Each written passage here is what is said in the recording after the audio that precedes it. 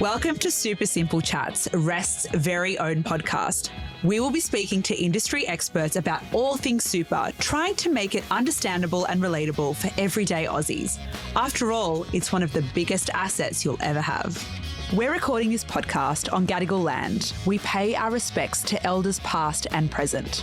Any advice you hear on this podcast is general in nature and doesn't take into account your financial situation, needs or objectives. Issued by retail employee Superannuation Pty Ltd. Before deciding to join or stay, consider the relevant PDS and TMD at rest.com.au/PDS.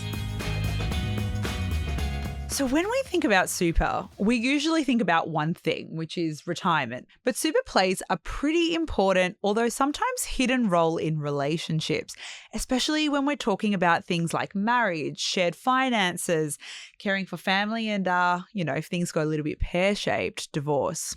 So with us today is expert Lisa from Rest to talk about super and relationships. Welcome to the podcast, Lisa. How are you? Hey, Ange. Hi, Sinem. Hi. Thank you so much for having me today. Super excited to be here. Cool. Lisa, let's dive in. So there's already so many things to think about when you're a couple, but how exactly does super work when you're in a relationship or in a de facto?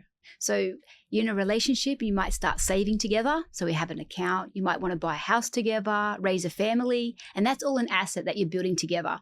And nobody thinks about their super on the side. So like you said, it's important and it's there, but nobody thinks about it. So how do we start to get people to think about, talking super when they're dating or when they're in a relationship? Like, how can we spice up super a little bit? When to bring it up. Yeah. Like, it's such an awkward conversation to have. I can't say that I ever brought it up with any of my prospective partners. I mean, I have, but I work in super, so it's kind of We will unpack this a little bit later on. So, Lisa, if you're a couple and you talk to couples all the time, does anyone actually really think about super when they're talking about budgets, and how do we get them thinking about it? So first of all, they got to think about it as their money. And nobody does. If I ask you what you earn, you're going to tell me what you earn. But you earn your income plus super. And then you'll say, oh yeah, plus super. What is that super? We need to start putting a dollar figure on it, and it's your dollar. We have no problem looking at a savings account, looking at a mortgage and getting the most of it. Yet we've got this asset sitting here that's part of our income going into, and it's just left. And it's just as important as this mortgage you're going to pay down to live in. Well, you've got a house to live in. What are you going to do to actually meet your living costs at retirement? You've had this account that's sitting there and you can grow it. So I think if I said to you today, what if I put that super account into your savings account? All of a sudden you'll go, wow, what can I do with this? How can I make this work with me? But because you've got this mindset that it's over there, it's no good. Yeah. You know what? That's actually a really good point, because when you're dating and you're finally having the money conversation, you might be looking at things like, oh, well, what's in your bank account versus what's in mine? But actually, if someone turned around and was like, well, I have $100,000 in my super account, I'd be like, oh, well, that's actually kind of sexy. That could be quite attractive in a partner. It makes it hard though, because super isn't really the first thing that you would bring up unless you're like us who works in the industry. Then you kind of bring those conversations up. Can you give our listeners some conversation starters on how they could maybe approach that? Maybe on your first date, you can say, what excites you about super? What's your job? What's your super balance? What's your risk profile? Can you imagine if that was on as one of the prompts? I guess the main thing is that, first of all, you've got to see it as an asset. Yeah. And you've got to want to, grow it. So we have no issue knowing it takes us 30 years to pay down a mortgage, right? You go, okay, it's going to take 30 years. I'm going to pay down this mortgage, and that's great. As soon as you say you can't touch this super for 30 years, we have this mindset where we ignore it. Yeah. So I guess to bring it into people's foresight, you need to, first of all, like I said, it's got to be part of your money. So you've got to go, this is my money. You don't overlook it. And what can I do with it? Yeah. Now, I've got another question for you. And so we're sort of moving more into marriage territory now, less so into dating and how do you bring it up and how do you make it part of the conversation up front. But let's say you're in a situation like mine. So I am married. I am about to have my first child. Yes, we're going to do the reveal. I am pregnant. And my husband and I have very different super balances. The reason being, even though we both started work at the same age or roughly the same age, I actually took about 3 years out of the Australian work market to live overseas. So when I came back, my super balance was smashed. It was like nothing left while he kept working and growing his super balance. So now we're at a position where we're about to have a family and his balance is much higher than mine, but I'm the one taking the time off to be with the baby. What do we do about this? Like, what is the kind of conversation I should be having with my husband? Because I'm sure there are other women or men, in this situation like I am. So I guess the first thing you need to know, the super in a relationship is an asset. If you were to look at it, it's something that's accrued in the time you're together. Yeah. And it's going to vary for everyone. Some aren't concerned with the balance difference because at the end of the day, it's an asset that both of you are going to use. But for couples that are concerned and they do like to keep everything the same, then there are options you can have. Like you said, when you're off work, if one couple earns less than the other, if one's working part-time, there are some options you can take to start to balance those differences in the balances that you have to make it more equal, if that's something that's important to you. Which, I'd like to say it is for me. Like, what are some of those options? What does that look like? Yeah, so it's going to be different for everybody. So there are a few different options. You can look at government co-contributions. So that's one way to build your super. Yep. Another way is a spouse contribution. And the third one is probably super splitting. Oh, let's dive into that a little bit more. What is super splitting? Nobody seems to know about super splitting. So super splitting means that you can split any, and I'm going to use some technical terms, unfortunately, but I will explain them, any concessional contribution that goes into your super. So is that the before tax? Or after tax? It's the before tax. Before tax, yeah. So the easiest way to explain it is, that SG portion, that super guarantee that your employer puts in that nobody seems to know about or care about. The one we all forget about until we see it in our balance. That is a concessional contribution. That a salary sacrifice. Yep. And any personal deductible. So when you're thinking about super splitting, or even making a spouse contribution or a government co-contribution, it's really important to get advice because there are income caps on the tax effectiveness of each of those contributions. Right. So it's going to differ in your relationship and your income. Okay. So there's all these options. Which is the right one for you? That's when you want to start looking at advice to make sure that when you make this contribution, it's tax effective. Okay. And so you mentioned there's a difference between spouse contributions and super splitting. Technically, what is that difference? So the main difference in spouse contributions and the government co-contribution is you actually have to put money into super to get the benefit. Okay. So you've got to come from your savings account and put money in for a spouse contribution for your spouse to get a tax offset, or for the government co-contribution, you've got to put money in to get the government co-con. Okay. Now, they have income caps to see whether it is actually for you. With spouse splitting, you don't have to put money into super. The money's already gone in from your employer. And does that come from my spouse's? Correct. However you want to split it. So say, and I'll just use round figures. Say, for example, your partner gets $10,000 worth of his SG payments. Yep. It gets taxed because it's a concessional contribution. So 85% of that, you can decide to move to your spouse's super. Ross, I hope you heard that.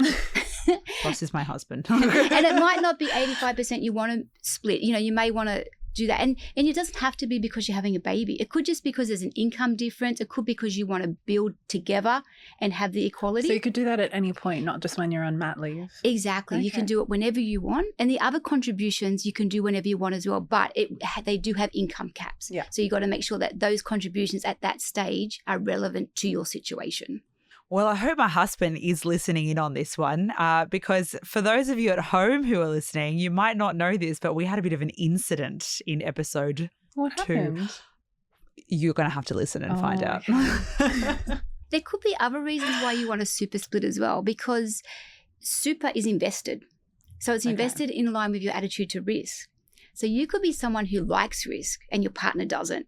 So you might want some of that money in an environment where you want to have control of how it's invested.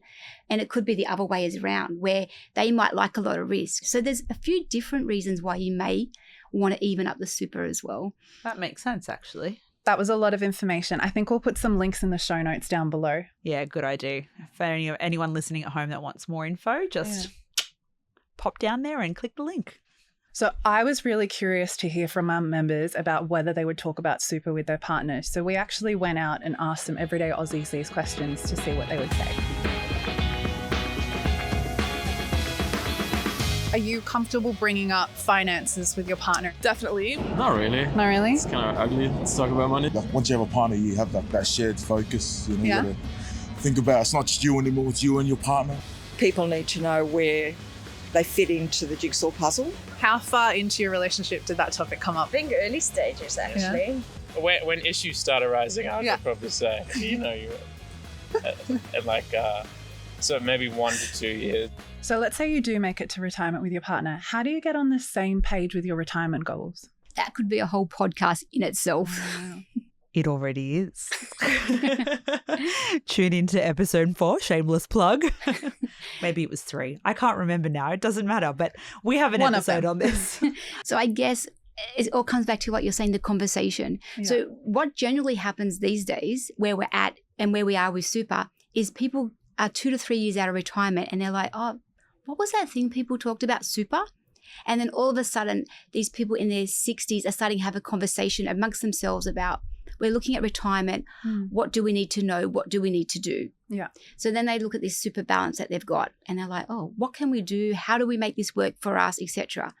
Super's like everything else that should have been cared for along the way. So when we take out a mortgage, we make sure we're getting the right interest rate. We look at how do we pay it down faster? Do we put $20 or $30 in more? Yeah. We've got a savings account. How can we make that work for us? Super's the same. It's a product. And then it's how you use that. How do you attach your strategies? So along the way, if you add a little bit of money or you check you're invested correctly or you be tax savvy along the way as well, which you can use your super to be tax effective and save tax depending on your income along the way as well. Well, my ears just perked up. That's, we Like, do love what a is good that? tax strategy.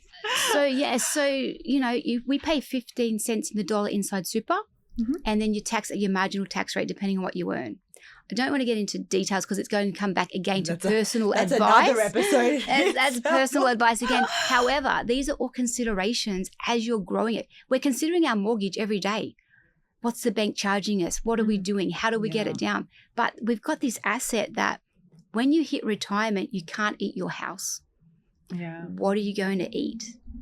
So this is what Scary. it is. It's about growing this so that your retirement looks exactly the same as what your life is now.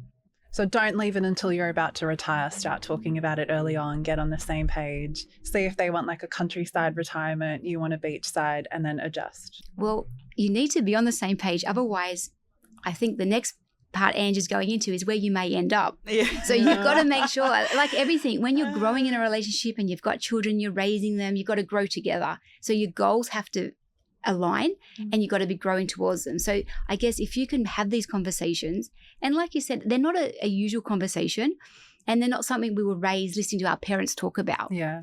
But I'm noticing a massive change today in today's society about, especially with cost of living, we're careful about what we're doing. We're mindful that not everything may be easy because everything was looking easy. Yeah. And all of a sudden got a generation that owning a house isn't as easy. It's so different from what you saw your parents being able to do. Absolutely. Yeah. And retirement is going to look different for Yeah. our generation compared to our parents' generation as I well. feel like I've think. got a whole list of questions that I'm going to ask on dates. And Yeah, just be I like, was what are you just about doing to in say. 30 years? Exactly. And we're living longer. Yeah. We're living longer. We're taking better care of our health. You've got to stretch it out. So you want to make sure that you can actually do the things you want to do while you can, because I guess 75 these days doesn't look like 75 used to. People are still working. They're still active. So you still got living costs that you want to meet. And you're right. Like even within the phases of retirement, like when you think about it, if you're retired for like 20 odd, 30 odd years, what you're going to be doing in your 60s and 70s is going to look very different to what you're going to be doing in your 80s or even 90s. So thinking about even like with your spouse, what those chunks of life look like is probably another juicy date night conversation. Add that to the list. Exactly. And you don't even know what it costs you to live. If I asked you what it costs you to live, you probably couldn't answer me. I do love spreadsheets, so I'm not the person to Yeah, ask. Okay, you're the wrong person. Because most people, it goes into their bank and you say, what do you live on? About 30,000. You know your net income in your household's about 120,000. Yeah, where'd you get that from? What have we been doing with that? Where did it go? So these are like, I guess, conscious decisions. And it's not about budgeting and not spending and not enjoying yourself. It's about you're making conscious decisions about all these other financial goals in your life, yet you've got this bucket here, which your employer's paying into. So it's going in there. So you need to nurture it and make it work for you as well. Yeah. So we did touch on this, and we're now going to dive a little bit deeper into when things go pear-shaped. What does happen when things don't end as well is really the question I'm coming to. And I'll give you a little bit of a backstory. My parents have been divorced for, I'd probably say about close to like 10 to 15, somewhere between 10 and 15 years now. I was in my very early 20s, so that's showing my age. And at the time, neither lawyer during the conversations back then even brought up super in the divorce split conversation. So hindsight, beautiful thing. My mother has now come to a realization that actually my father had a really healthy super account because he was working for many years. But my mum took about, I think it was close to 6 or 7 years out of the workforce to raise children. So she didn't get super in that time. So they have very different balances. For people who are in like my mother's situation, hindsight, of course, 10, 15 years ago, what is the right approach and how do we look at super when it does come to divorce and splitting? So I think your mum does fall into that generational gap where super wasn't talked about. Super wasn't for everybody. So it was more so government workers, union workers, police. Then years later, I think it was the 80s or 90s, super became more mandatory. It became into retail. So there was a whole generation of women out there that have spouses who are gaining super and they didn't work and they didn't have super. And back when they did get divorced, it wasn't an asset on the table. That's interesting. So it has become since?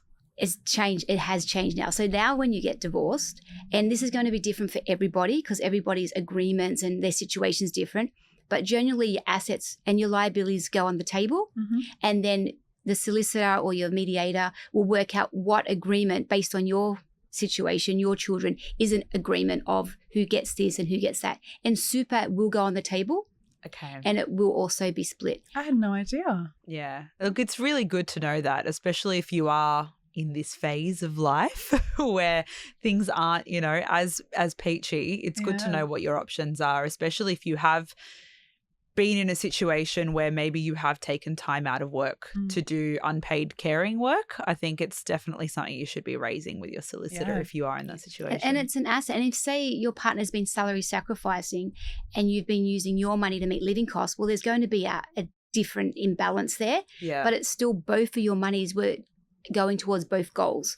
So it needs to be sorted out when the split happens. And it stays under the super law. So if they decide, I'm just going to use a round number, that, you know, 50,000 of their super now comes to you, it doesn't come to your savings account. It'll go from their super to your super account and it stays within the environment, and then the rules of when you can access it with preservation, etc., they all stay the same. Okay. So that all happens in the background. But don't stop there. You've gotten divorced. You've sorted your money out. Let's go back then. Who's your beneficiary? So you're at the solicitors, you're doing your divorce. You want to get your estate planning lined up as well. So you want to make sure you get your beneficiary in line with who you want to receive this money now. If you've got minor children, you need to make sure of estate planning too, because if you've got a 10 and a 12-year-old and they're your beneficiary, they receive the money. Who's got those children? Who's looking after them? Exactly. So it is a little bit of a minefield, as in let's split the assets, but also let's be mindful, and it's probably a whole different podcast on estate planning, which would probably lead into second marriages with super, because that's another minefield. Yeah, so it's like you've got to look at the estate planning. Speak to a solicitor. It's not something we would guide you on because we're not solicitors, but it definitely should be there in the back of your mind that, okay, I've got that sorted. Now, what's my best option to making sure that my person I want to receive this money does, and I've still got control if I pass of what would happen to that until they are adults. Yeah, wow. But the objective of getting married is not to get divorced, but obviously it does happen. And unfortunately, at the end of the day, we need to make sure we've got our estate planning and everything in line just in case. Well, that's some good general advice. Exactly. Lisa. So throughout the episode, we have mentioned the word advice a couple of times. And I guess my question to you is, how would you go about booking an advice call, especially if you do have a spouse? Like, would your partner join you? Like, if I needed to speak to you, would my husband join the call as well? Like, what does that look like? So your first option would be go into your REST account, log in, and then there is an advice tab there, and you can book an appointment with an advisor. Okay. So probably the first call, probably have on your own. So you can have a chat, meet the advisor, have a discussion. What are your objectives? What do you want to know about? And then from there, we can sort of decide, do we need to speak to your partner as well? Can we do what you want, your need then? Are there other needs that you want? So it's there. There's no additional cost to log on, have an appointment with an advisor and have that first discussion about where you need to go. So if we had that first discussion and then you had to do another call with your partner, do you get charged for each call, or is it based on the topics that you're speaking to the advisors about? Are there additional fees to each one? So at REST, we try to be super simple. Mm-hmm. So we try to make our advice exactly that, super simple. So we'll actually scope a lot of our advice needs down to topics to make it easier, because the average person doesn't know super. It'd be like me trying to do your job. I can't do that. So we break it down. A lot of the advice we offer is at no additional cost. Mm-hmm. If there is going to be an additional cost, we always let you know up front. And it's not per call, it's not per hour we spend with you, it's per advice need. So if there was an additional cost for that advice need, however many calls, however many conversations, that would all be encompassed in that one fee. But like I said, a lot of the advice that we offer is at no additional cost. It's part of being a REST member. So if there is a fee, how do you work out who gets charged that or what the amount might be? Okay, so we have what's called intra-fund advice. So any advice that's basically contributions or basic contributions, investment choice, insurance, there's no additional cost, because as a REST member inside your administration fee, we've already taken that into consideration in the fund. Mm-hmm. Now, the only advice we charge for is transition to retirement advice, and then couples contribution, especially if they're not a REST member, because that's the advice we deem all members won't need to access. So to make it fair and equitable as a REST member, we pick up a portion of the fee, and then if there has to be an additional fee, the member will pick it up, and we invoice you. And we invoice you after the advice. It's not, you need to pay us before we'll speak to you. But like I said, we're a very approachable team. We're super simple. We're people too. So we want to, reach out and speak to our members. And if we can assist with advice, taking control of your finances, first of all, makes you feel more powerful. Yeah. And secondly, if you learn one or two things just from that conversation, you're already financially more apt than you were prior. And you don't know what you don't know. And so just to clarify, as a team, you guys don't work on a commission structure. Is that correct? Exactly. So we're salary-based, not commissioner-based. So whether I have 97 conversations and do no advice documents, which is very rare because most people have a need. To be honest, the majority of the advice we do is at no additional cost, because nearly everybody, you need investment choice advice. Yeah.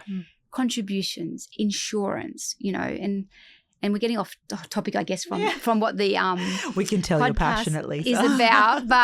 But yeah, speak to us. It's like, it's just common sense, guys. Speak to an advisor. Well, it's not common sense. We're an everyday person as well. Yeah. Now, we go to a mortgage broker to get our mortgage right, the same as everyone else. You go to a specialist for something. This is something we know. We want to make our members feel more in control of their finances, understand what they've got, and be able to work together to build their goals with this money that they've got. I need to book a call in with Lisa, like ASAP. Lisa, being an advisor, you must hear from a lot of different people about a lot of different things. What's something that comes up the most for you on your advice calls? So my team will probably be, oh my gosh, this is the most thing.